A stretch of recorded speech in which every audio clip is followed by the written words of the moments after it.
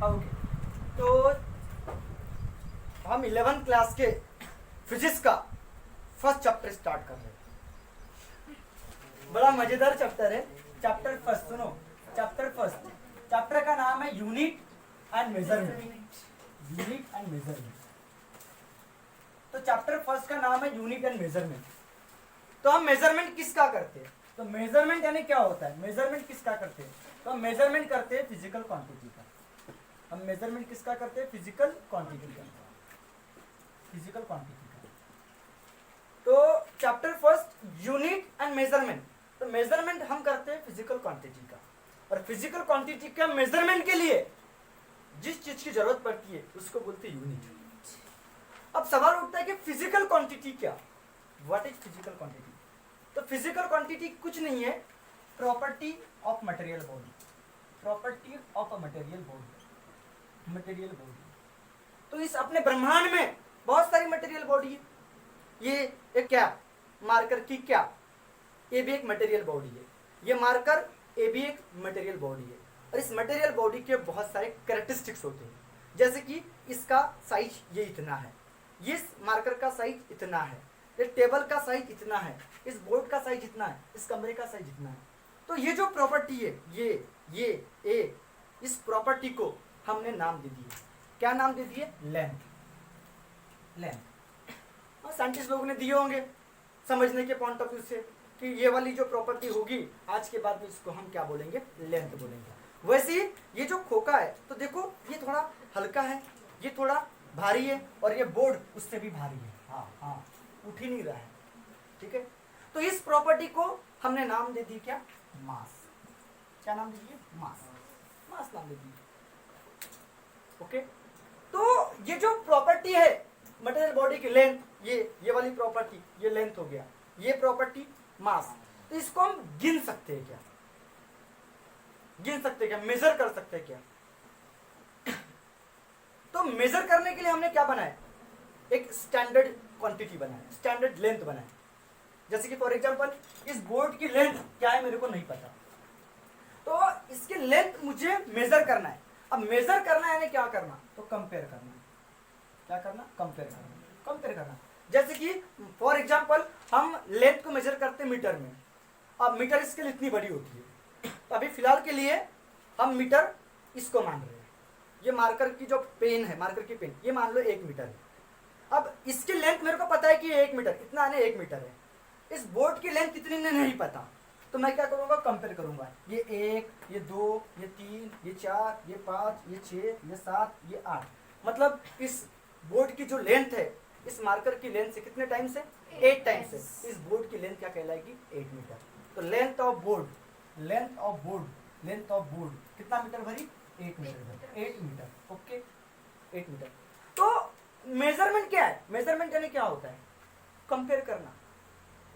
Compare करना ये unknown length को बाय कैसे? Known length.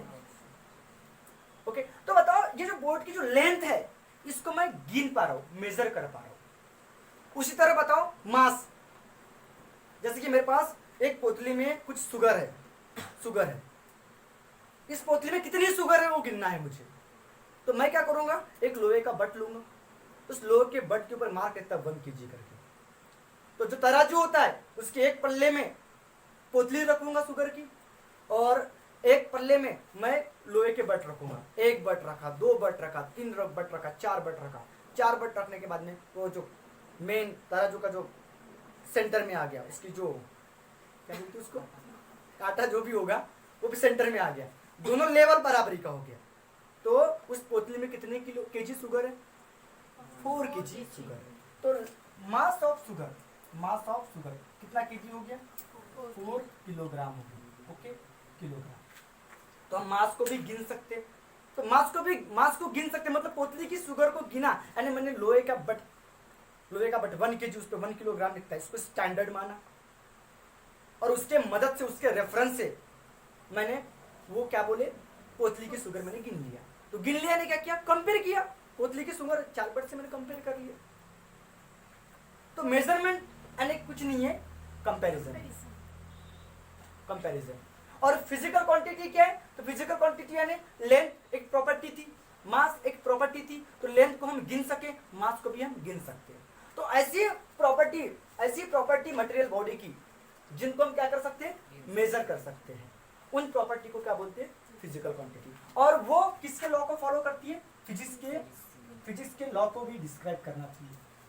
Okay, law of physics भी बोल सकते हो, लॉ ऑफ फिजिक्स को भी डिस्क्राइब करना चाहिए, लॉ ऑफ फिजिक्स को भी क्या करना चाहिए, डिस्क्राइब करना चाहिए। ओके, तो हम डेफिनेशन लिख सकते हैं फिजिकल क्वांटिटी की।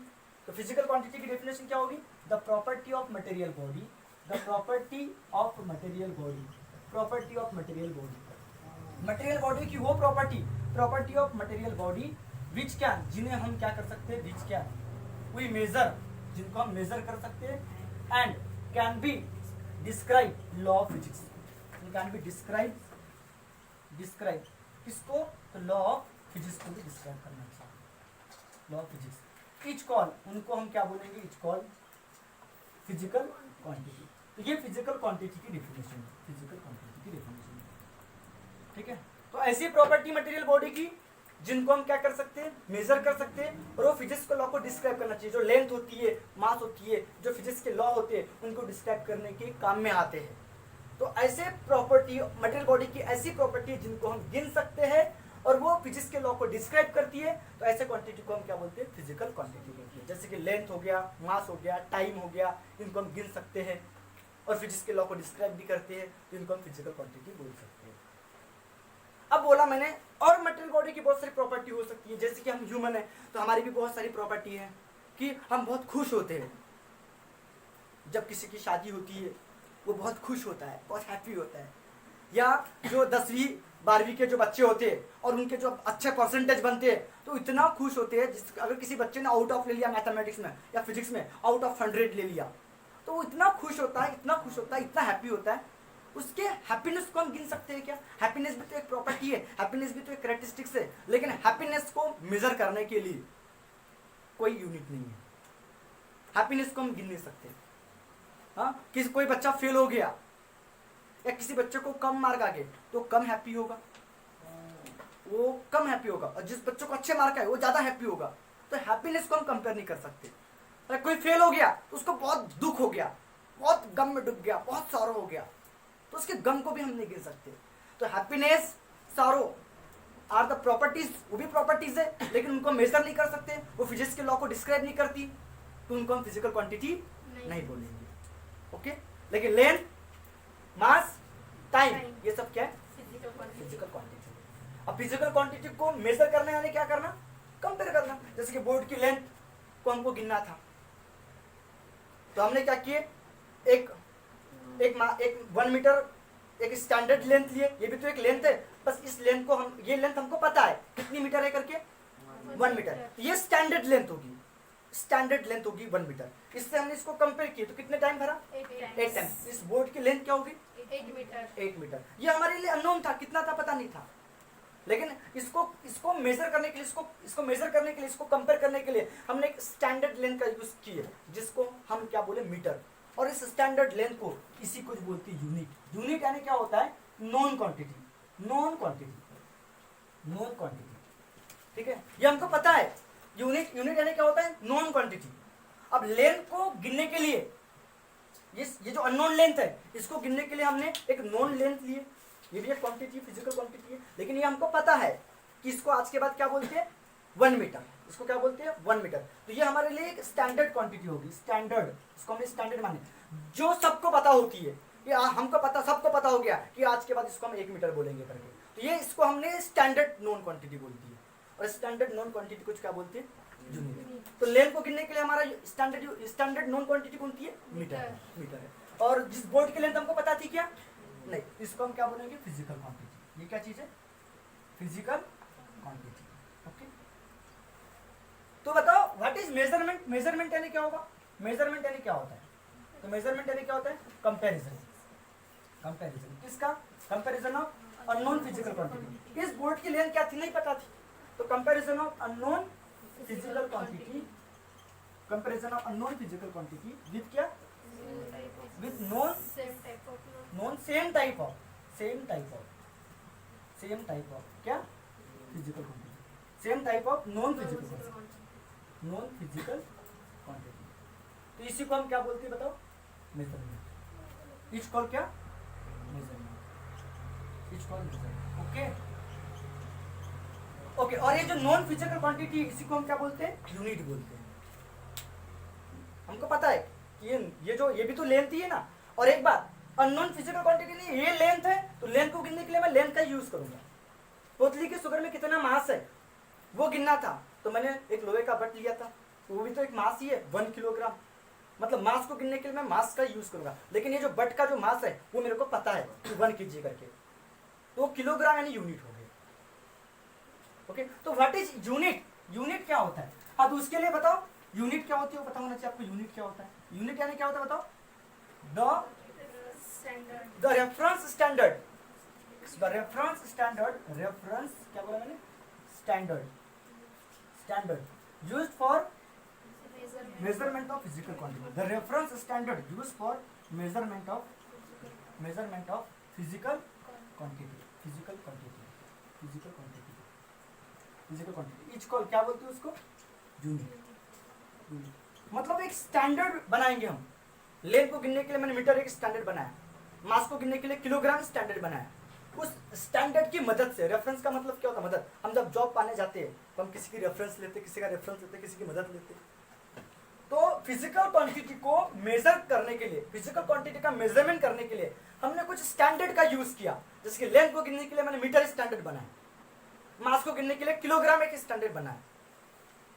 तो ये जो स्टैंडर्ड की मदद से, the reference standard use for measurement of physical quantity is called क्या, यूनिट। जैसे कि मीटर किसका यूनिट है, मीटर इज यूनिट ऑफ क्या, लेंथ का यूनिट है। Okay, mass is unit of, mass is sorry kilogram, kilogram is a unit of क्या, मास, मास का यूनिट है। उस तरह सेकंड किसका यूनिट है, second is unit of time, unit of time. तो टाइम क्या हो गया, फिजिकल क्वांटिटी। मास क्या हो गया, फिजिकल क्वांटिटी। लेंथ क्या हो गई, फिजिकल क्वांटिटी। और ये यूनिट है। मीटर एक स्टैंडर्ड क्वांटिटी है जो हमको पता है कि 1 मीटर में इतना होता है। किलोग्राम हाँ एक बट होता है, 1 kg उस पर लिखा रहता है। दुनिया को पता है कि 1 किलो क्या होता है करके, 1 kg क्या होता है। सेकंड, ये टाइम का यूनिट है। अब फिजिकल क्वांटिटी को डिस्क्राइब कैसे करते हैं। अब सवाल उठता है कि फिजिकल क्वांटिटी को डिस्क्राइब कैसे करते हैं। तो फिजिकल क्वांटिटी को डिस्क्राइब करते हैं नंबर और यूनिट के कॉम्बिनेशन से। फिजिकल क्वांटिटी, कोई भी फिजिकल क्वांटिटी क्यू को, फिजिकल क्वांटिटी क्यू को डिस्क्राइब कैसे करते हैं, नंबर और यूनिट के कॉम्बिनेशन से। कोई भी फिजिकल क्वांटिटी को, तो physical quantity, physical quantity, physical quantity, physical quantity are describe by, described by कैसे है, कॉम्बिनेशन ऑफ क्या बोला भाई, कॉम्बिनेशन ऑफ नंबर। नंबर यानी क्या होता है, मैग्नीट्यूड, वैल्यू भी बोलते हैं उसको, मैग्नीट्यूड, नंबर एंड क्या बोला मैंने, यूनिट। फॉर एग्जाम्पल में ये नोट डाउन कर लेना। फॉर एग्जाम्पल में, एग्जाम्पल के तौर पे यहां लिख रहा हूं, ठीक है। जैसे कि लेंथ ऑफ, मैंने क्या बोला था, length of board, length of क्या बोला मैंने, बोर्ड। इस बोर्ड की लेंथ कितनी मीटर थी, 8 मीटर थी, ठीक। तो देखो 8 नंबर, मीटर यूनिट। मतलब कोई भी फिजिकल क्वांटिटी क्यू को रिप्रेजेंट डिस्क्राइब करना है तो नंबर और यूनिट के कॉम्बिनेशन से डिस्क्राइब करते हैं। तो ये बोर्ड की लेंथ क्या थी नहीं पता, तो length physical quantity, 8 is a number and metre is a unit. Are you getting my point. जैसे कि मास ऑफ शुगर बोला मैंने, मास ऑफ शुगर, तो mass of sugar is a physical quantity. और मैंने बोला 4 kg या 5 kg, तो kilogram is a unit and mass is a number.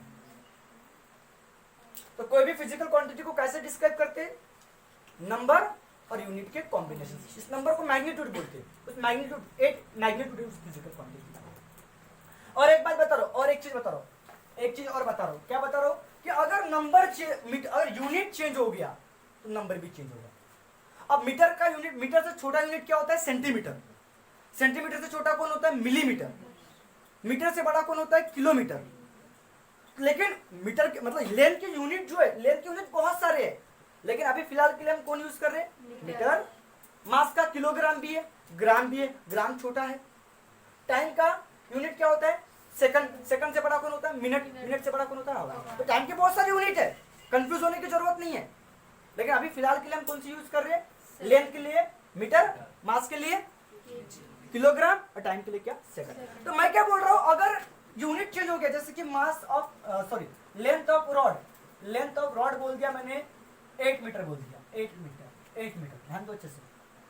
अब 1 मीटर यानी 100 सेंटीमीटर होता है, पता ना, 1 मीटर यानी कितना सेंटीमीटर, 100 सेंटीमीटर। अगर 1 मीटर के मैंने 100 टुकड़े कर दिया बराबरी के, तो एक टुकड़ा 1 सेंटीमीटर कहलाता है। तो 1 मीटर यानी 100 सेंटीमीटर, तो ये 800 सेंटीमीटर हो जाएगा। तो बताओ, सेंटीमीटर भी तो यूनिट है लेंथ का, मीटर भी यूनिट है लेंथ का, तो यूनिट चेंज हो गया, नंबर भी चेंज हो गया। तो मेरा कहने का मतलब क्या होता है, कोई भी फिजिकल क्वांटिटी का नंबर n1 है तो यूनिट u1 है। अगर यूनिट चेंज हो जाएगा, u2 सेंटीमीटर हो जाएगा, तो नंबर भी क्या हो जाएगा, चेंज हो जाएगा। ये बात याद रखना, if unit change then number also change. जैसे कि अगर मास ऑफ शुगर बोला, मास ऑफ शुगर का मास कितना केजी था, 5 केजी था। 1 केजी का मतलब कितना होता है, 1000 ग्राम। तो 1000 इंटू 5, 5000 ग्राम, तो 5000 ग्राम। तो देखो unit change, number change. Are you getting my point? Okay. तो पहले दुनिया में जब साइंस का डेवलपमेंट होने को था, साइंस का डेवलपमेंट नहीं हुआ था, उस समय दुनिया में फिजिकल क्वांटिटी जो थी वो 3 ही मेन थी, लेंथ, मास, टाइम। और इस लेंथ, मास और टाइम के बेसिस पे हमने 3 सिस्टम ऑफ यूनिट बनाए थे। अब ये सिस्टम ऑफ यूनिट क्या होता है, सिस्टम ऑफ यूनिट यानी क्या होता है, तो मैं ये पूछ लेता हूँ, सिस्टम ऑफ यूनिट क्या होता है। अभी टॉपिक जो सेकंड टॉपिक है वो है सिस्टम ऑफ यूनिट। क्या बोला मैंने, system of unit, system of unit. तो सिस्टम ऑफ यूनिट यानी क्या होता है कि यूनिट का कलेक्शन होता है, जैसे कि लेंथ, मास, टाइम, ये 3 फिजिकल क्वांटिटी है। तो 3 फिजिकल क्वांटिटी के लिए हमने अभी कौन सी यूनिट देखे, मीटर, किलोग्राम, सेकंड। तो इनका कॉम्बिनेशन, तो कलेक्शन ऑफ, क्या बोला मैंने, कलेक्शन का मतलब सेट होता है, collection of all types of unit, all units, collection of units लिख सकते हो, collection of units of all physical quantity, all physical quantity etch called, क्या बोलते हैं उसको, सिस्टम ऑफ यूनिट बोलते हैं, सिस्टम ऑफ यूनिट। मैं फिर से रिपीट करो, कलेक्शन बोला, किसका कलेक्शन, यूनिट्स का। कलेक्शन की जगह सेट भी लिख सकते हो, सेट किसका, यूनिट्स का। यूनिट किसके, ऑल फिजिकल क्वांटिटी। तो सभी फिजिकल क्वांटिटी के यूनिट्स के कलेक्शन को सिस्टम ऑफ यूनिट बोलते हैं। अब पहले जो सिस्टम ऑफ यूनिट थे, 3 थे, 3 फेमस सिस्टम ऑफ यूनिट थे, एमकेएस, सीजीएस, एफपीएस। कौन सा बोला मैंने, एमकेएस का मतलब क्या होता है, मीटर, एम का मतलब metre, kilogram, second, system of unit, okay. उसके बाद में था और एक एमकेएस, सीजीएस, तो centimetre, gram, second, system of unit, ठीक है, सिस्टम ऑफ यूनिट, ठीक है। और उसके बाद में था एफपीएस बोले तो फुट, ये खास करके ब्रिटिश सिस्टम ऑफ यूनिट है, ब्रिटिश में खास करके यूज होता है, फुट, पाउंड, और क्या, सेकंड। और लास्ट जो था चौथा, SI system of unit, international system of unit बोलते हैं। एसआई सिस्टम ऑफ, एसआई का मतलब क्या होता है, इंटरनेशनल सिस्टम ऑफ यूनिट, बड़ा प्यारा टॉपिक है, ध्यान दो अच्छे से। तो ये जो ऊपर के जो 3 सिस्टम ऑफ यूनिट थे, एमकेएस, सीजीएस, एफपीएस, ये ओनली 3 फिजिकल क्वांटिटी को रिप्रेजेंट कर रहे थे, लेंथ, मास और टाइम। देखो सेकंड टाइम, किलोग्राम मास में गिनते, ग्राम मास का यूनिट है, पाउंड मास का यूनिट है, मीटर, सेंटीमीटर, फुट, ये सब लेंथ, हम लेंथ को फुट में भी गिनते हैं। तो मेरा कहने का मतलब जो ऊपर वाले जो 3 सिस्टम ऑफ यूनिट थे, ये कितने फिजिकल क्वांटिटी को रिप्रेजेंट कर रहे थे, 3, लेंथ, मास, टाइम। लेकिन बाद में साइंस का डेवलपमेंट हुआ, नई फिजिकल क्वांटिटी आई, और जो नई फिजिकल क्वांटिटी जो थी, हम लेंथ, मास और टाइम में एक्सप्रेस नहीं कर सकते। तो उसके लिए हमने क्या बनाया, इंटरनेशनल सिस्टम ऑफ यूनिट। और इंटरनेशनल सिस्टम ऑफ यूनिट में ऐसी 7 फिजिकल क्वांटिटी है और 2 सप्लीमेंट्री फिजिकल क्वांटिटी है। फिर से रिपीट करो, कितनी, 7 + 2 फिजिकल क्वांटिटी है, जिनको हम इन लेंथ, मास, टाइम के यूनिट से एक्सप्रेस नहीं कर सकते, जो इन पे लेंथ, मास, टाइम पे डिपेंड नहीं होती। तो जो क्वांटिटी किसी पे डिपेंड नहीं होती उनको हम फंडामेंटल फिजिकल क्वांटिटी बोलते हैं, जो किसी पे डिपेंड नहीं होती। लेंथ को गिनना है तो मैं लेंथ का यूनिट यूज करूंगा, मास को गिनना है तो मास का यूनिट किलोग्राम यूज करूंगा, टाइम को गिनना है तो टाइम का यूनिट सेकंड यूज करूंगा। तो ऐसे फिजिकल क्वांटिटी को क्या बोलते हैं? फंडामेंटल। लेंथ को मैं मास में नहीं गिन सकता, नहीं बोलूंगा कि इसकी बोर्ड की, इस बोर्ड की लेंथ 5 किलो है, बोलूंगा क्या 5 मीटर या 8 मीटर ही बोलूंगा। तो लेंथ को गिनना है तो मीटर उसका यूनिट यूज करना पड़ेगा। तो लेंथ मास के ऊपर डिपेंड नहीं है, तो जो क्वांटिटी किसी पर डिपेंड नहीं होती उसको हम क्या बोलते हैं? फंडामेंटल। तो दुनिया में ऐसी कितनी फंडामेंटल क्वांटिटी है? 7। तो 7 फंडामेंटल क्वांटिटी के लिए 7 यूनिट बनाना पड़ेगा, और 2 सप्लीमेंट्री और क्वांटिटी है तो उनके लिए 2 सेपरेट यूनिट बनाना पड़ेगा।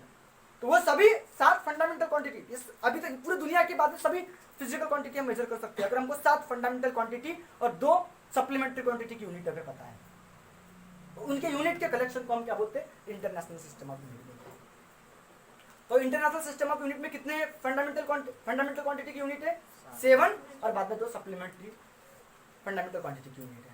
तो चलो एक एक देखते हैं, एक एक स्टेप बाय स्टेप देखते हैं, ठीक है। तो मैं बात कर रहा हूँ किसकी? इंटरनेशनल सिस्टम ऑफ यूनिट की बात कर रहा हूँ। किसकी बात करो? इंटरनेशनल सिस्टम ऑफ यूनिट, जिसको हम क्या बोलते हैं? SI system of unit. SI system of unit, international system of unit. ध्यान दो अभी अच्छे से, एसआई यूनिट भी बोलते हैं, ठीक है, एसआई यूनिट्स। तो इसमें पहला आप इसमें देखना, यहाँ पे सीरियल नंबर लिखता हूँ मैं, सीरियल नंबर, यहाँ लिखता हूँ फिजिकल क्वांटिटी या क्वांटिटी भी लिखूंगा चलेगा, क्वांटिटी, और यहाँ पे उसका यूनिट लिखूंगा, ठीक है, और यहाँ पे सिंबल लिखूंगा, ठीक है, याद हो जाएगा आपको, ठीक है। तो पहले 3 तो पता हो गई, लेंथ, फर्स्ट नंबर आपको पता होगी क्या है? लेंथ। दूसरी क्या है? मास। तीसरा क्या है? टाइम। तो बताओ लेंथ के लिए यूनिट क्या है? मीटर, जो एमकेएस में था वही। मास के लिए किलोग्राम, और टाइम के लिए क्या? सेकंड। सिंबल क्या है? मीटर का एम, किलोग्राम का केजी, सेकंड का एस। जो जैसे जैसे साइंस का डेवलपमेंट हुआ, नई नई फिजिकल क्वांटिटी है, जैसे कि 4th नंबर की टेम्परेचर। मैं बात कर रहा हूं टेम्परेचर की। अब बताओ टेम्परेचर गिनना है, टेम्परेचर एक नई फिजिकल क्वांटिटी है कि नहीं है? अगर टेम्परेचर को गिन पाएंगे तो फिजिकल क्वांटिटी होगी। तो जैसे कि एक बीकर लिया मैंने, ये कप है चाय का, चलो अच्छी बात है, चाय का कप है, टी का कप है, ठीक है। तो इसमें मैंने एक कोल्ड वाटर रखा और उसमें अपना हाथ डुबोया, हाँ ठंडा लगा, इतना ठंडा लगा, मस्त लगा, और हाथ डालने की इच्छा होगी, ठीक है। फिर दूसरा इस एक कप पकड़ा, उसमें बहुत हॉट वाटर था, उसमें हाथ डाला, मेरा हाथ जल गया, बहुत हॉट लगा, बहुत गर्म लगा। तो ये जो हॉटनेस है, क्या हम इसको मेजर कर सकते हैं क्या? हाँ, तो हाँ मेजर कर सकते हैं टेम्परेचर, और उसका यूनिट क्या होता है? Degree Celsius. हम बोलते हैं डिग्री सेल्सियस, इतना टेम्परेचर, इतना डिग्री सेल्सियस टेम्परेचर है। और डिग्री सेल्सियस से भी और एक दूसरा यूनिट होता है केल्विन। टेम्परेचर को केल्विन में भी गिनते हैं। तो टेम्परेचर के लिए अब बताओ, मैं बोलूंगा क्या इस कप में टेम्परेचर 2 किलो है, बोलूंगा? इस कप में टेम्परेचर 2 मीटर है, बोलूंगा? नहीं, उसके लिए एक सेपरेट यूनिट बनाना पड़ा, केल्विन, डिग्री सेल्सियस वो यूनिट है। तो हम फिलहाल के लिए अपन क्या याद रखेंगे? केल्विन। तो टेम्परेचर का यूनिट होता है केल्विन। केल्विन स्मॉल में लिखना पड़ता है कभी भी, केल्विन, और केल्विन का क्या होता है? क्यू होता है। फिर उसके बाद में आया 5th है इलेक्ट्रिक करंट। इलेक्ट्रिक करंट, और इलेक्ट्रिक करंट ध्यान दो अच्छे से, इलेक्ट्रिक करंट। अब इलेक्ट्रिक करंट है क्या? किसी वायर में से, ये कोई वायर है, मान लो ये वायर है, इस वायर में से करंट फ्लो हो रहा है, छोटा सा वायर है घर का, और उसको मैं खुला वायर था, हाथ पकड़ने गया, झटका लगा, थोड़ा सा झटका लगा, ज्यादा करंट नहीं लगा। फिर क्या गया, एक मोटा वायर होगा मान लो, वो भी खुला था, उसको हाथ पकड़ने गया, इतना जम के झटका लगा कि दोबारा मैंने छुआ ही नहीं उसको जिंदगी में। तो उसमें करंट ज्यादा था। तो कितना ज्यादा था हम गिन सकते हैं क्या? तो हाँ गिन सकते हैं। उसके लिए भी हमने, अब बोलूंगा इस वायर में से करंट 2 मीटर फ्लो हो रहा है, नहीं बोलूंगा, मीटर उसका यूनिट नहीं होगा। या इस वायर में से करंट 2 किलो मूव हो रहा है, ऐसा बोलूंगा क्या? नहीं, उसके लिए यूनिट क्या है? एम्पियर। 2 एम्पियर करंट फ्लो हो रहा है, 5 एम्पियर करंट फ्लो हो रहा है, ठीक है। तो इलेक्ट्रिक करंट का यूनिट क्या होता है बताओ? एम्पियर। एम्पियर एम्पियर एम्पियर को ए का सिंबल, ठीक है, कैपिटल। लेंथ को हम एल बोलेंगे, मास को एम, टाइम को टी, टेम्परेचर को अपन क्या बोलते हैं? थीटा भी बोलते हैं, ठीक है। और इलेक्ट्रिक करंट को क्या बोलते हैं? टेम्परेचर को टी भी लिखते हैं, कंफ्यूज होने वाली जरूरत नहीं है, लेकिन टाइम के लिए टी दे दिया, जैसे टेम्परेचर को मैंने थीटा दे दिया। Okay done. उसके बाद में छठवीं जो चीज है और नई फिजिकल क्वांटिटी डेवलप हुई, चमक। जैसे कि मेरे पास एक मोमबत्ती है, मेरे पास में कैंडल है, कैंडल की चमक, और मेरे पास एक बल्ब है, उसकी चमक, तो बल्ब की चमक ज्यादा होगी, कैंडल की चमक कम होगी। तो बल्ब में कितनी चमक होगी कैंडल के कंपेयर में? क्या हम गिन सकते हैं क्या चमक को? तो आप गिन सकते हैं। तो उसके लिए क्या करना पड़ा? एक हमने व्हाइट पेज ले लिए, एक पेज ले लिए, ये पेज ले लिए, ये पेज, और इस तरफ क्या लगाया मैंने? ग्रीस का दाग लगा दिया, और ग्रीस का दाग लगाने के बाद में ऐसे बल्ब के सामने रख दिया, और रखने के बाद में क्या किया? एक तरफ एक कैंडल रखा तो दाग नहीं मिटका, फिर 2 कैंडल पकड़ा फिर भी दाग नहीं गया, फिर 14 कैंडल पकड़ा, हाँ, फिर दाग पूरी तरह से मिट गया। इसका मतलब क्या हुआ? उधर बल्ब से जो आने वाली लाइट, रोशनी, चमक और 14 कैंडल की चमक दोनों बराबरी की होगी। ऐसा एक्सपेरिमेंट लेबोरेटरी में किया जाता है। मतलब उस बल्ब में कितनी चमक है? 14 कैंडल की चमक है, समझो। तो हम चमक को गिन सकते हैं। चमक का मतलब क्या होता है? ल्यूमिनियस, और उसकी तीव्रता, इंटेंसिटी, चमक की तीव्रता, ल्यूमिनियस इंटेंसिटी। क्या बोला मैंने? ल्यूमिनियस, क्या बोला मैंने? इंटेंसिटी। तो ल्यूमिनियस इंटेंसिटी का यूनिट क्या होता है? कैंडेला। तो कैंडेला तुम्हारे वो इससे निकला है, मोमबत्ती से निकला, कैंडल से निकला है, और इसका सिंबल क्या होता है? सी, कैंडेला। तो और लास्ट होता है सातवीं फंडामेंटल, देखो सातवीं, amount of substance. Amount of क्या बोला मैंने? सब्सटेंस। अब ये अमाउंट ऑफ सब्सटेंस कहाँ यूज होता है? तो जनरली लेबोरेटरी में जब हम केमिकल रिएक्शन करते हैं, तो मुझे अगर सल्फर चाहिए, मुझे HCl चाहिए या सोडियम क्लोराइड चाहिए, तो मैं क्या बोलूंगा? 2 मोल ऑफ सोडियम क्लोराइड मुझे चाहिए, 3 मोल ऑफ सोडियम क्लोराइड चाहिए। मैं ऐसा बोलूंगा क्या 3 किलो सोडियम क्लोराइड चाहिए करके? नहीं, हम वहां पे जो अमाउंट ऑफ सब्सटेंस जो लेते हैं वो हम मोल में लेते हैं। तो अमाउंट ऑफ सब्सटेंस के लिए यूनिट क्या है? मोल्स। उसका सिंबल है, हुआ। तो फिजिक्स में ऐसी बहुत सारी फिजिकल क्वांटिटी है, बहुत सारी, लेकिन बाकी जितने भी फिजिकल क्वांटिटी है ये 7+2 से की मदद से बनी हुई है। तो ये 7+2 को छोड़ के बाकी जितनी भी फिजिकल क्वांटिटी रहेगी वो डिराइव्ड फिजिकल क्वांटिटी है। उनको हम इनके यूनिट से मेजर करेंगे, मतलब उन बाकी सबको इनसे एक्सप्रेस करेंगे। तो ये 7+2 इनको हम किसी से एक्सप्रेस नहीं कर सकते, तो इनको फंडामेंटल फिजिकल क्वांटिटी बोलते हैं। और बाकी इनको छोड़ के, ये 7 और इन 2 को छोड़ के बाकी जितने भी फिजिकल क्वांटिटी होती है उनको हम क्या बोलते हैं? डिराइव्ड फिजिकल क्वांटिटी बोलते हैं। तो चलो देख लेते हैं डेफिनेशन कि फंडामेंटल फिजिकल क्वांटिटी और डिराइव्ड फिजिकल क्वांटिटी, मतलब फिजिकल क्वांटिटी की हमने कैटेगरी कर दी है। फिजिकल क्वांटिटी क्या होती है मैंने अभी बता दिया तुमको, फिजिकल क्वांटिटी। तो फिजिकल क्वांटिटी की मैंने 2 कैटेगरी कर दिया। वो अभी 7+2 जो हमने अभी बात की, वो जिसमें हम क्या बोलेंगे? लेंथ, मास और क्या बोला था? Time, temperature, electric current, luminous intensity और amount of substance, solid angle और प्लेन एंगल, जो भी है। तो 7+2 को छोड़ के बाकी जितने भी है वो सब के सब क्या है? डिराइव्ड फिजिकल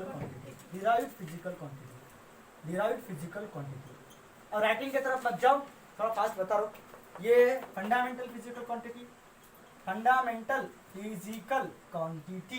चेहरे की तरफ भी मत जाना, चेहरा ऑयली दिखता है, ठीक है? चेहरा ऑयली दिखता है, लाइट भी गई, तकलीफ वाला काम है। क्या को टेंशन ले रहा है? तो 7+2 को छोड़ के बाकी सबकी सब डिराइव्ड फिजिकल क्वांटिटी होती है। अब फंडामेंटल फिजिकल क्वांटिटी की डेफिनेशन क्या होगी? The physical quantity which cannot depend या which does not depend on any other physical quantity। ऐसी फिजिकल क्वांटिटी जो किसी दूसरे फिजिकल क्वांटिटी पे डिपेंड नहीं रहेगी उसके मेजरमेंट के लिए। द फिजिकल क्वांटिटी ऐसी physical quantity which does not depends on any other physical quantity for their क्या? for their measurement। तो ऐसी फिजिकल क्वांटिटी जो दूसरे फिजिकल क्वांटिटी के ऊपर डिपेंड नहीं रहेगी उसके मेजरमेंट के लिए। जैसे कि लेंथ को गिनना है तो मैं मीटर मतलब लेंथ का यूनिट यूज करूंगा, मास को गिनना है तो मास का यूनिट यूज करूंगा किलोग्राम।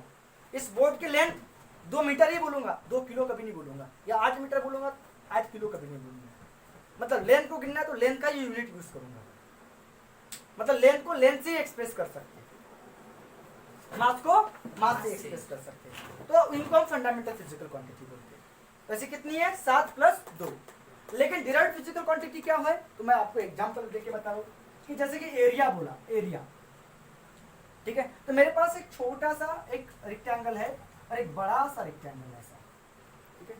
तो इन दोनों में क्या डिफरेंस है, तो हमको क्लियरली दिख रहा है कि इसका एरिया कम है। कोई भी बोलेगा कि इसका एरिया कम है और इसका एरिया ज्यादा है, एरिया में अंदर का रीजन।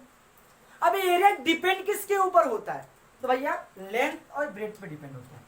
अगर लंबाई बढ़ गई और चौड़ाई बढ़ गई, लेंथ और ब्रेथ बढ़ गई, एरिया बढ़ गया। तो लेंथ ही है और ब्रेथ ये भी एक लेंथ है। जैसे कि एक कमरे की बात करो, कमरे की बात करो, ये भी लेंथ है, ये इस लेंथ को हम ब्रेथ बोलेंगे, और जो खड़ी रहती है उसको हाइट। तो हाइट भी एक प्रकार की लेंथ ही है, क्योंकि हाइट को भी हम मीटर में गिनते हैं, ब्रेथ को भी हम मीटर में गिनते हैं। तो बस ऐसे वाली लेंथ को लेंथ बोले और ऐसे वाली लेंथ को हमने क्या बोलते हैं, ब्रेथ नाम देते हैं। तो ब्रेथ भी एक प्रकार की लेंथ ही है। मतलब एरिया डिपेंड किसके ऊपर है, लेंथ इनटू ब्रेथ। तो ब्रेथ भी एक प्रकार की लेंथ है, तो लेंथ की स्क्वायर के ऊपर डिपेंड है। तो एरिया निकालने के लिए क्या निकालना पड़ेगा, लेंथ निकालना पड़ेगा।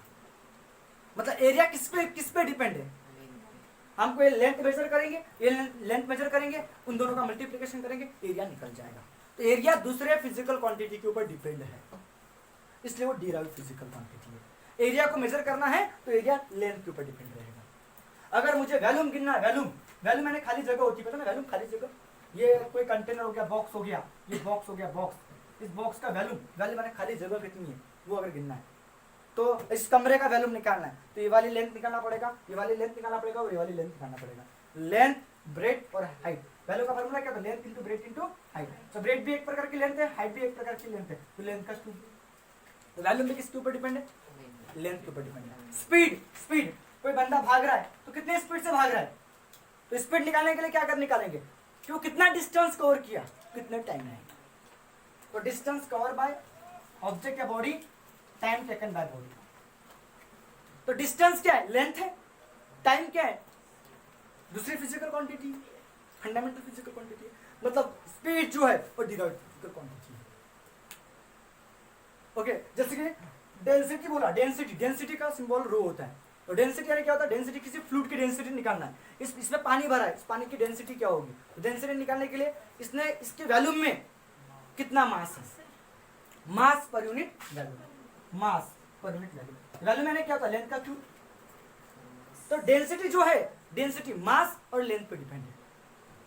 तो एरिया, वैल्यूम, डेंसिटी, इनको अगर मेजर करना है तो हमको एरिया को मेजर करने के लिए लेंथ को गिनना पड़ेगा, वैल्यूम को मेजर करने के लिए लेंथ को गिनना पड़ेगा, और डेंसिटी को गिनने के लिए मास और लेंथ को गिनना पड़ेगा।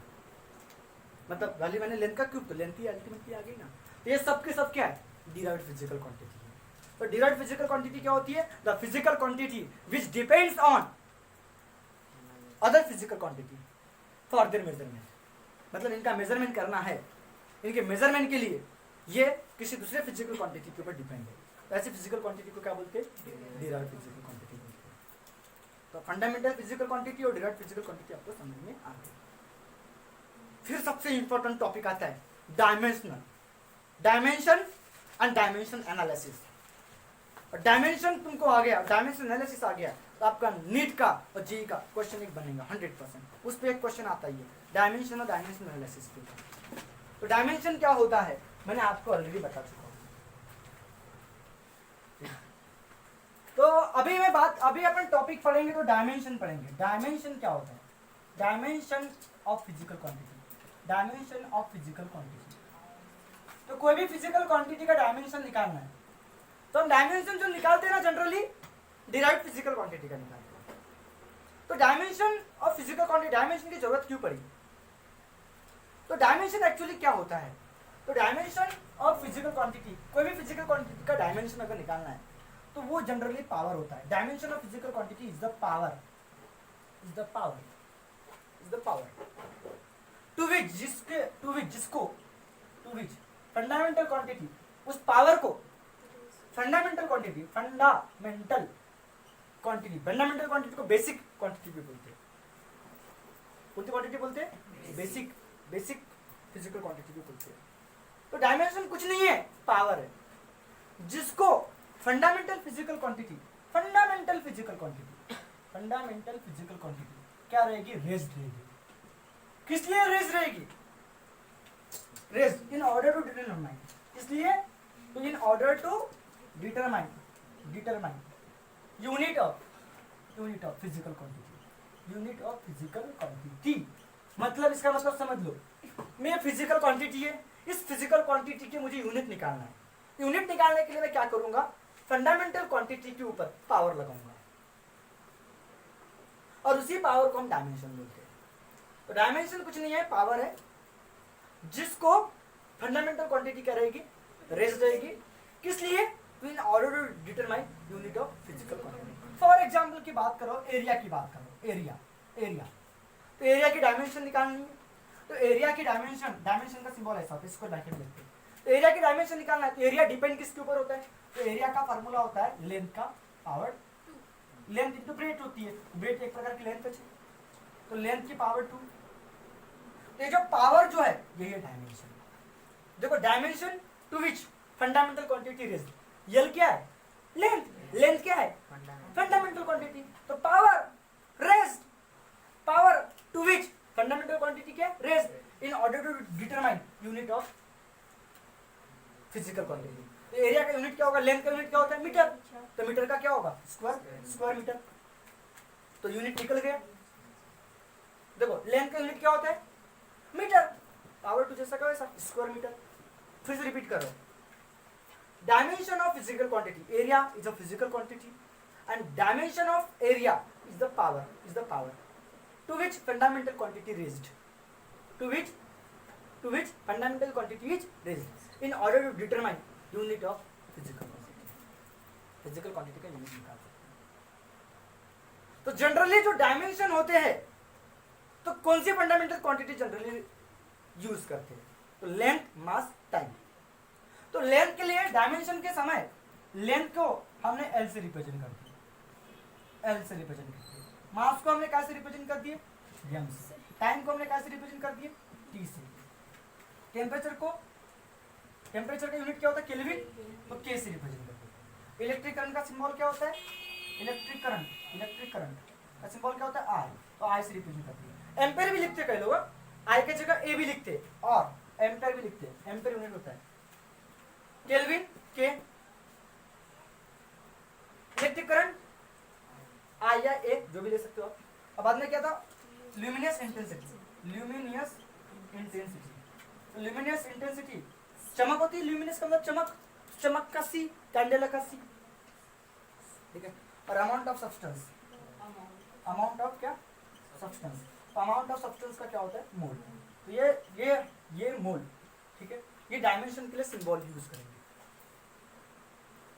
डायमेंशन के लिए सिंबल। और अब बदलोगे sir plane angle solid angle का क्या? तो प्लेन एंगल सॉलिड एंगल के डायमेंशन नहीं होते, याद रखना, उनके डायमेंशन नहीं होते। ओके, अब डायमेंशनल फार्मूला क्या होता है? कोई भी फिजिकल क्वांटिटी का डायमेंशन निकालना है, तो डायमेंशनल फार्मूला क्या होता है? डायमेंशनल क्या बोला मैंने? फार्मूला। डायमेंशनल फार्मूला कुछ नहीं है, डायमेंशनल फार्मूला एक एक्सप्रेशन है। और जनरली डायमेंशन जो लिखते हैं ना, तो 3 फिजिकल क्वांटिटी के फॉर्म में लिखते हैं, मास, लेंथ और टाइम। जैसे कि मुझे एरिया का डायमेंशन निकालना था, एरिया का डायमेंशन क्या था बताओ? डायमेंशन एरिया का फार्मूला क्या था? Length into breadth. तो इसका जो डायमेंशन होगा एरिया का डायमेंशन, तो एरिया का डायमेंशन किसके फॉर्म में लिखेंगे? एरिया का डायमेंशन जो लिखेंगे वैसे स्क्वायर ब्रैकेट लिखना पड़ता है। और 3 फिजिकल क्वांटिटी, मास, लेंथ और टाइम। तो बताओ, एरिया में मास है क्या? नहीं है। ये भी लेंथ है, तो लेंथ का स्क्वायर होता है। तो मास की पावर 0, लेंथ की पावर 2 और टाइम की पावर 0, क्योंकि टाइम भी नहीं है। एरिया टाइम पे डिपेंड नहीं होता, एरिया मास के ऊपर डिपेंड नहीं होता। एरिया किसके ऊपर डिपेंड होता है? लेंथ और ब्रेथ। तो ब्रेथ भी एक प्रकार की लेंथ है, लेंथ का स्क्वायर। तो मास की पावर 0, लेंथ की पावर 2, टी की पावर 0। ये है डायमेंशनल फार्मूला। तो डायमेंशनल फार्मूला क्या है? Dimensional formula is the expression, एक एक्सप्रेशन है। Expression with fundamental quantity. Dimensional formula कुछ नहीं क्या है, expression of a fundamental quantity with appropriate power. With appropriate power भी तो रहता है उनका। And written in a square bracket without comma. यहाँ पे कोई कॉमा कुछ नहीं लिखते और स्क्वायर ब्रैकेट में लिखते हैं। तो dimensional formula is the expression of a fundamental quantity. यहाँ पे ऐसे भी लिख सकते हो, dimensional formula is the expression in which fundamental quantity with appropriate power written in a square bracket without comma.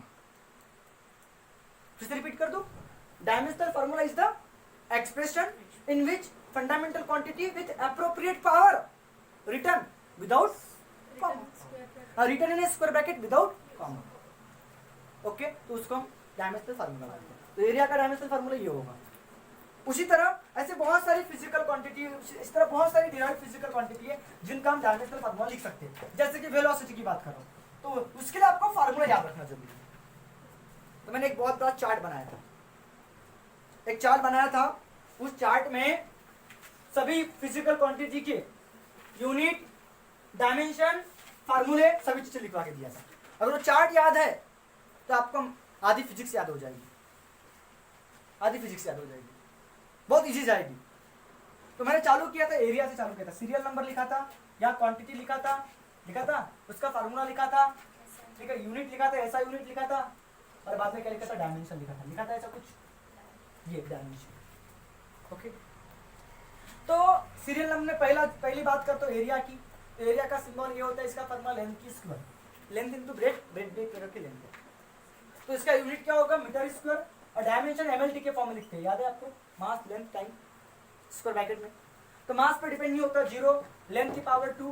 फिर वॉल्यूम यानी length into breadth into height, तो लेंथ का क्यूब आएगा, लेंथ का क्यूब यानी मीटर क्यूब, क्यूबिक मीटर भी बोलते हैं इसको, क्यूबिक मीटर। तो क्यूबिक मीटर में तो मास नहीं है, मास 0, एल की पावर 3 और टी की पावर 0 रहेगी। डेंसिटी बोला, तो डेंसिटी होता है मास अपॉन वॉल्यूम। डेंसिटी यानी लिक्विड की डेंसिटी होती है। डेंसिटी का मतलब क्या होता है, कितना मास है पर यूनिट वैल्यू। तो मास अपॉन वैल्यूम, तो मास को किलोग्राम यूनिट है, मास का यूनिट किलोग्राम, और volume metre cube unit, metre cube. तो केजी है ना मास, तो मास की पावर 1 आएगी। मीटर क्यूब लेंथ की पावर 3 आएगी, लेकिन 3 नहीं आएगी, तो ऊपर जाएगा तो -3 होगा। तो अपॉन में जो भी रहेगा पर में, तो उसका नेगेटिव में रहेगा, एल की पावर -3, और टाइम की पावर क्या होगी, 0। उसके बाद में आती है स्पीड। तो स्पीड कब आती है, जब डिस्टेंस होता है, डिस्टेंस कवर करता है पर यूनिट का। और डिस्टेंस, तो डिस्टेंस को यस भी लिखते हैं लोग, डिस्प्लेसमेंट को यस, ठीक है। तो स्पीड बोलो या वेलोसिटी बोलो, कोई फर्क नहीं पड़ता है फिलहाल के लिए। डिस्टेंस अपॉन क्या, टाइम। तो डिस्टेंस यानी लेंथ है, मतलब मीटर, और टाइम पर सेकंड। मतलब स्पीड डिस्टेंस और टाइम पे डिपेंड होती है, मास पे डिपेंड नहीं होती। तो मास की पावर क्या आएगी, 0, लेंथ की पावर 1, और पर सेकंड है, ऊपर जाएगा टी का पावर -1 पर वाली चीज माइनस में किया था, ठीक है। इसको शॉर्टकट में ये ऊपर चला गया ना, इसको भी ऐसे ही लिखते हो, इसको मीटर पर सेकंड में पढ़ते हैं। हाँ, ओके। एक्सेलरेशन कब आता है, जब वेलोसिटी चेंज होता है। देखो, वेलोसिटी डिस्टेंस चेंज होने की वजह से आती है, डिस्प्लेसमेंट चेंज होता है, किस डिस्प्लेसमेंट में, टाइम। और एक्सेलरेशन कब आता है, जब स्पीड चेंज होती है, स्पीड चेंज होती है। तो स्पीड, एक्सेलरेशन का मतलब होता है स्पीड अपॉन टाइम। तो स्पीड का यूनिट क्या होता है, मीटर पर सेकंड, और टाइम का पर सेकंड मल्टीप्लाई होता है, पर सेकंड का स्क्वायर। ये मीटर पर सेकंड, फिर मीटर पर सेकंड का स्क्वायर। तो कैसे याद रखना, मीटर पर सेकंड का स्क्वायर। कैसे, वेलोसिटी मीटर पर सेकंड, ये सेकंड मीटर पर सेकंड का स्क्वायर। तो मास नहीं है, 0, एल है, लेंथ 1, टी की पावर -2, ठीक है, डायमेंशन। उसके बाद में आता है मोमेंटम। मोमेंटम कब आता है, मोमेंटम यानी किसी बॉडी के पास में मास और वेलोसिटी है, मास और स्पीड है, तो उसमें मोमेंटम आएगा। और फोर्स कब आएगा, किसी बॉडी के पास में मास और एक्सेलरेशन है, तो फोर्स आएगा, फोर्स देने से एक्सेलरेशन आएगा। तो मोमेंटम यानी क्या होता है, मोमेंटम का भी पी से सिंबल होता है मोमेंटम। तो मास इनटू वेलोसिटी, और फोर्स कब आता है, मास इनटू एक्सेलरेशन। तो बस यूनिट क्या होगा, मास का केजी मीटर पर सेकंड, और इसका केजी मीटर पर सेकंड। बस याद कर लो, एक्सेलरेशन मीटर पर सेकंड स्क्वायर। बस फार्मूले से यूनिट बनता है। और डायमेंशन तो बड़ा प्यारा है, m1 l1 t -1, इसका m1 l1 t -, तो नो टेंशन, बस याद करना स्पीड कब आती है तो डिस्टेंस चेंज होने की वजह से स्पीड टू टाइम। एक्सेलरेशन कब आता है जब स्पीड चेंज होती है स्पीड टू टाइम। मोमेंटम जिसके पास में भी मास और वेलोसिटी है मोमेंटम, और जिसके पास में मास और एक्सेलरेशन है फोर्स लगाने से एक्सेलरेशन आता है। किसी बॉडी को धक्का दो किसी बॉडी को धक्का दे दो उसकी स्पीड चेंज हो जाती है और स्पीड चेंज होने से एक्सेलरेशन आता है। ओके, उसके बाद वर्क यानी एनर्जी होती है। तो वर्क क्या होता है? तो वर्क कुछ नहीं है, वर्क क्या होता है? काम मैंने क्या होता है? किसी बॉडी को मैंने फोर्स लगाकर इसने यहाँ रख दिया, फोर्स लगाया मैंने किसी बॉडी को फोर्स लगाया तो इसने डिस्प्लेसमेंट किया तो कुछ काम हुआ। तो वर्क यानी क्या होता है? वर्क का फॉर्मूला क्या होता है कि फोर्स इनटू डिस्प्लेसमेंट को यस से लिख लेते हैं। फोर्स का फॉर्मूला क्या, वर्क का फॉर्मूला क्या होता है? Force into displacement. इसको मैंने फोर्स लगाया और इसको उठाकर मैंने यहाँ रखा, मतलब कुछ काम किया। वर्क का फॉर्मूला क्या होता है? Force into displacement. और एक बात, फोर्स का यूनिट न्यूटन भी होता है, न्यूटन भी बोलते हैं उसको, यन का सिंबल है, फोर्स का यूनिट न्यूटन। और वर्क है एनर्जी, और एनर्जी का यूनिट होता है जूल का सिंबल जे। और इसका यूनिट क्या होगा? इसका यूनिट और भी होगा, फोर्स का केजी मीटर पर सेकंड स्क्वायर होता है, और डिस्प्लेसमेंट यानी मीटर होता है, तो मीटर से मीटर मल्टीप्लाई होगा तो केजी मीटर स्क्वायर पर सेकंड स्क्वायर। तो देखो आप लोग याद कर लो, मीटर पर सेकंड का स्क्वायर, केजी मीटर पर सेकंड का स्क्वायर, फिर केजी मीटर का भी स्क्वायर और सेकंड का भी स्क्वायर, दोनों का स्क्वायर। और डायमेंशन क्या है बताओ? m1 l2 t इसी डायमेंशन। और इसका दूसरा भी नाम है न्यूटन मीटर भी है, तो ये फोर्स न्यूटन, डिस्प्लेसमेंट मीटर। तो न्यूटन मीटर यानी वर्क का यूनिट होता है, जूल वर्क का यूनिट होता है, और केजी मीटर स्क्वायर पर सेकंड स्क्वायर ये भी यूनिट है। Okay done. ओके, उसके बाद में आता है पावर, ताकत। पावर कितनी ताकत है बंदे में, तो बंदा कितना काम करता है। पावर यानी पी, मोमेंटम यानी भी पी है, तो कंफ्यूज मत होना। पावर यानी भी पी होता है, पावर यानी कितना काम करता है बंदा कितने टाइम, जो ज्यादा काम करेगा उसको ज्यादा पावर होगा। तो पावर का फॉर्मूला क्या होगा? वर्क अपॉन टाइम होगा कि नहीं होगा? और वर्क का क्या होता है बताओ? केजी मीटर स्क्वायर पर सेकंड स्क्वायर, फिर से पर सेकंड है तो पर सेकंड स्क्वायर क्या होगा? केजी मीटर स्क्वायर पर सेकंड का स्क्वायर। देखो मीटर पर सेकंड का स्क्वायर, फिर केजी मीटर पर सेकंड का स्क्वायर, फिर मीटर का स्क्वायर सेकंड का स्क्वायर है, फिर मीटर का स्क्वायर सेकंड का क्यूब है, ये बढ़ गया। इसके और भी यूनिट होगी, बताओ क्या होगी? वर्क का जूल होता है, टाइम का सेकंड, जूल पर सेकंड होता है, और जूल पर सेकंड यानी वर्क पावर होता है। वर्क का यूनिट जूल रहे और टाइम का यूनिट सेकंड, तो जूल पर सेकंड को वैट भी बोलते हैं, पावर का यूनिट वैट भी होता है। वैट आपने देखा ना, इलेक्ट्रिसिटी जो बिल आता है आपने वैट में आता है, वैट इतना वैट तुम्हारी एनर्जी जली, मतलब बिजली जली। तो वैट यानी क्या होता है? लाइट क्या है? इलेक्ट्रिसिटी क्या है? एनर्जी है। एनर्जी टाइम के हिसाब से चल रही है, energy means joule per second, time के हिसाब से चलती है, जूल पर सेकंड, तो उसी को वैट बोलते हैं। लेकिन तुम्हारा बिजली का बिल किलो वैट में आता है, इतना वैट बिजली का बिल चला, watt joule per second. Energy spend per unit time, energy joule per second, उसी को हम वैट बोलते हैं। और उसका सिंपल फॉर्म केजी के फॉर्म में, केजी मीटर स्क्वायर सेकंड का क्यूब पर सेकंड का। डायमेंशन क्या होंगे? m1 l2 t minus. Okay, मैं लास्ट बता रहा हूँ, लास्ट फोर्स का प्रेशर बताओ। तो प्रेशर ये समझ में आ गया, इसको नोट करके रख दो अच्छे से, ठीक है। अभी मैं बात कर रहा हूँ किसकी? प्रेशर की बात कर रहा हूँ, प्रेशर लास्ट 10वां प्रेशर। अब प्रेशर क्या बोला है? प्रेशर का भी पीछे बोल है। प्रेशर कब आता है? तो एक बलून ले लिया मैंने, बलून में हवा भर दिया और उसको मैं दबा रहा हूँ यानी क्या लगा रहा हूँ? फोर्स लगा रहा हूँ उसके एरिया में। तो फोर्स लगाऊंगा उसके सरफेस एरिया में, जब फोर्स लगाओ तो उसके ऊपर दाब आएगा यानी प्रेशर आएगा। तो प्रेशर का फॉर्मूला क्या होता है? कितना फोर्स लगा रहे हो उसके सरफेस एरिया, कितना फोर्स लगा रहे हो उसके सरफेस एरिया। तो फोर्स का न्यूटन एरिया का मीटर स्क्वायर ये भी यूनिट होगा। और इसको सिंपल केजी के फॉर्म में लाना, केजी मीटर पर सेकंड के फॉर्म में लाना। तो फोर्स का यूनिट क्या होता है? केजी मीटर पर सेकंड स्क्वायर होता है। देखो फोर्स का मास इनटू एक्सेलरेशन, मास का केजी, एक्सेलरेशन का मीटर पर सेकंड स्क्वायर। तो केजी मीटर पर सेकंड स्क्वायर, नीचे में क्या है?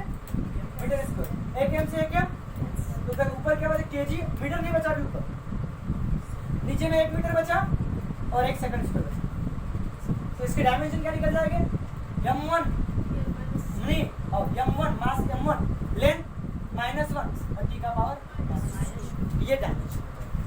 तो इस तरह से इतने फार्मूले आपको याद है तो आगे के कंसेप्ट आपको इजीली समझ में आ जाएंगे। यूनिट आपको सिंबल याद रखना है, फिजिकल क्वांटिटी का सिंबल, उसका फार्मूला, उसके यूनिट और उसके डायमेंशन। फार्मूला याद है, यूनिट निकाल सकते हो और डायमेंशन को मारा। फार्मूला याद करना पड़ेगा, एरिया का लेंथ का स्क्वायर करके, एरिया का लेंथ का स्क्वायर, वॉल्यूम का लेंथ का cube, density mass upon volume, speed distance upon time, acceleration velocity upon time. Momentum कब आता है, मास और वेलोसिटी की वजह से आता है, मास और स्पीड की वजह से आता है। फोर्स किसकी वजह से आता है, मास इनटू एक्सेलरेशन, मास और एक्सेलरेशन। वर्क, फोर्स और डिस्प्लेसमेंट, फोर्स लगाते हो वो डिस्प्लेसमेंट करते हैं। वर्क, पावर, पावर यानी क्या होता है, कितना काम करता है बंदा पर यूनिट टाइम, और प्रेशर कितना फोर्स लगा रहे हो पर यूनिट एरिया। तो घर में ऐसे याद कर, पढ़ने से याद नहीं होता, आपको लिख के प्रैक्टिस करना पड़ेगा।